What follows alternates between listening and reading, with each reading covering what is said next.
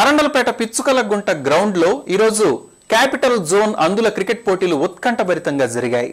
వికలాంగ జాతీయ సంస్థ సక్షం ఆధ్వర్యాన జరిగిన ఈ పోటీలకు 4 జిల్లాల నుండి 6 జట్ల అంధ క్రీడాకారులు హాజరయ్యారు. అనంతరం 6 జట్లలో గుంటూరు కళాభారతి అంధ పాఠశాల జట్టు ఘన విజయం సాధించింది. తూర్పుగోదావరి జట్టుపై విజయం సాధించిన జట్టు క్రీడాకారులకు జోన్ క్రికెట్ టోర్నీ ప్రదానం చేశారు. జట్టును అభినందించారు. ఈ సందర్భంగా పచ్చరాజు వెంకటేశ్వరరావు, శివరాం, హనుమంతరావు, పరమహంస విజేత జట్టుతో పాటు ఇతర జట్లను అభినందించారు. ఒక విజన్ లేకుండా బంతి ఎటువైపు వస్తుంది, బంతి ఎటువైపు వెళ్తుంది, కొట్టిన తర్వాత ఆ బంతిని మళ్ళీ వికెట్ల దగ్గరికి ఎట్లా విసిరేయాలి, ఇవన్నీ కూడా ఒక ప్రత్యేకమైనటువంటి మైండ్ ఉపయోగిస్తే తప్ప వాళ్ళ యొక్క ఇంజీనిటీ అంటే మేధస్సును ఉపయోగించి వారు ఈ యొక్క క్రికెట్ ఆడుతూ ఉంటే నిజంగా అది చాలా అద్భుతంగా ఉంది. మామూలుగా ఆడే వాళ్ళ కంటే కూడా వాళ్ళు ప్రదర్శించినటువంటి నైపుణ్యం ఇక్కడ సూపర్లందరినీ కూడా ఆకర్షించింది. ఇలాంటి టోర్నమెంట్స్ కండక్ట్ చేసినటువంటి సక్షం, అట్లాగే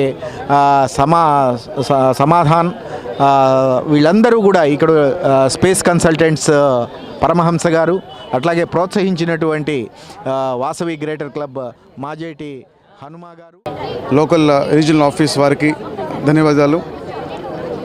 We sincerely thank all of them for making this tournament a successful one. Thank you so much. I also thank CABIP and Samardhanam and CABI and Saksham for come on hand to hand to connect in this tournament. Thank you so much.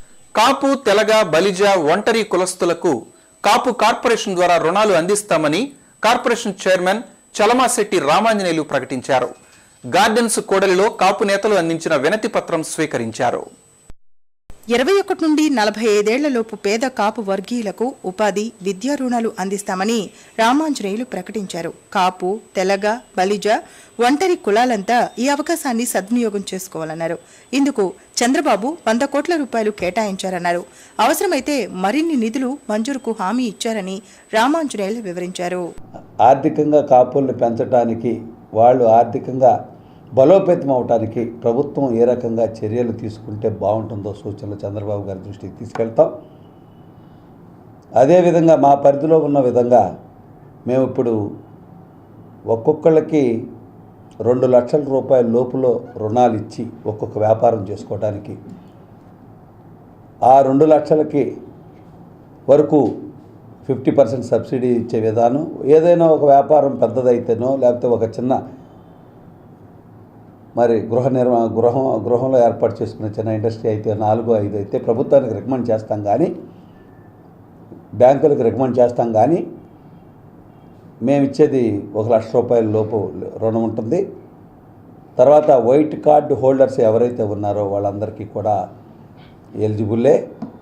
తర్వాత కుల certificate తెచ్చుకోవాలి. అది కూడా మిగతా వాళ్ళలాగా కాకుండా కాపులకి సులభతరం చేయటం కోసం చంద్రబాబు నాయుడు గారు ఒక అడుగు ముందుకేసి రాజధాని పరిధిలో కాపు విద్యార్థుల హాస్టల్ కోసం స్థలం కేటాయించాలని కాపు నేతలు పలువురు రామాంజనేయులకు వినతి పత్రం అందించారు. మరి కాపులకి హాస్టల్ లేదని ఎప్పటి నుంచో కాపు కులస్తులందరూ కూడా అనేక పర్యాయాలుగా అన్ని గవర్నమెంట్లో వారిని కలవటం జరిగింది. మరి ఈ రోజున మా కొరకు మరి గౌరవ ముఖ్యమంత్రి గారు మరి కాపు కార్పొరేషన్ ఏర్పాటు చేయడం జరిగింది.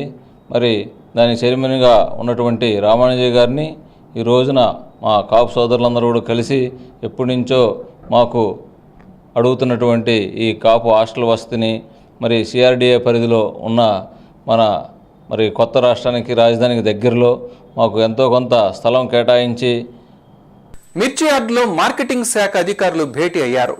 రాష్ట్రంలోని మార్కెటింగ్ యార్డుల పనితీరు, అభివృద్ధిని సమీక్షించారు. రైతాంగానికి మెరుగైన సేవలందించే దిశగా మార్కెటింగ్ యార్డులను తీర్చిదిద్దాలని మార్కెటింగ్ సంచాలకులు ఇస్రాక్ అహ్మద్ ఆదేశించారు. మిర్చి యార్డులో బుధవారం మార్కెటింగ్ శాఖ అధికారులతో సమావేశమయ్యారు. మార్కెటింగ్ సంచాలకులు రాజశేఖర్, సుధాకర్, శ్రీనివాసరావు, రామాంజనేయులు, సూపరింటెండెంట్ ఇంజనీర్ శ్రీనివాస్ ఈ సమావేశంలో పాల్గొన్నారు. జిల్లా వ్యాప్తంగా ఉన్న మార్కెటింగ్ యార్డుల్లో మౌలిక వసతుల కల్పన ఆవశ్యకతను గుర్తు చేశారు. ఆధునీకరణ పనులను యుద్ధ ప్రాతిపదికన పూర్తి చేయాలన్నారు. వ్యవసాయ వాణిజ్య ఉత్పత్తుల విక్రయాలను పారదర్శకంగా సాగించాలని ఆదేశించారు. సార్ ఇప్పుడు ఫీల్డ్లో మరి చెప్తున్నారు లేదా కానీ అప్పుడు అగ్రిడ్ చేసినప్పుడు శాంక్షన్ అయిన వర్క్స్ తర్వాత హుదూ తుఫాన్కి అజిట్ అయినా ఎస్టిమేట్స్ రేట్లు మారినాయి, అది చేయలేకపోతున్నారు ఆ రేట్లు అనేది చెప్పండి. విశాఖపట్నం సబ్ డివిజన్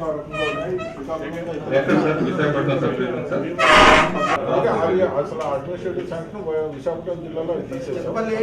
అక్కడ శ్రీకాకుళం జిల్లాలో అయితే కనుక ఈ బ్యాలెన్స్ ఎల్ఎస్ ప్రాజెక్ట్స్ ఉన్నాయి. అక్కడ యార్డు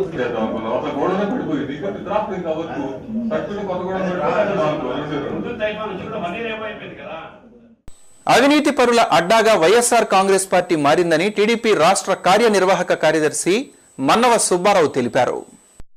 జగన్ రైతు భరోసా యాత్ర చేయాల్సిన అవసరం ఏంటని ప్రశ్నించారు. కుంభకోణాలకు కేరాఫ్ అయిన బొత్స సత్యనారాయణకు చంద్రబాబును విమర్శించే నైతిక హక్కు లేదని స్పష్టం చేశారు. జిల్లా టీడీపీ కార్యాలయంలో మన్నవ మీడియాతో మాట్లాడారు. బొత్స అవినీతి అక్రమాలను లెక్కపెట్టడానికి చిత్రగుప్తుడు కూడా చాలడు. బొత్స మంత్రిగా పనిచేసినప్పుడు వైఎస్ హయాంలో మైనింగు, లిక్కరు, వోక్స్ వ్యాగన్ లెక్కకు మించిన కుంభకోణాల్లో ఇరుక్కుపోయిన మంత్రి ఎవరన్నా ఉన్నారంటే గిన్నిస్ బుక్ ఆఫ్ వరల్డ్ రికార్డులో బొత్సని ఎక్కించవచ్చు. అలాంటి బొత్స చంద్రబాబు నాయుడు విమర్శించే నైతిక హక్కు ఎక్కడిదని చెప్పి ప్రశ్నిస్తా ఉన్నాం.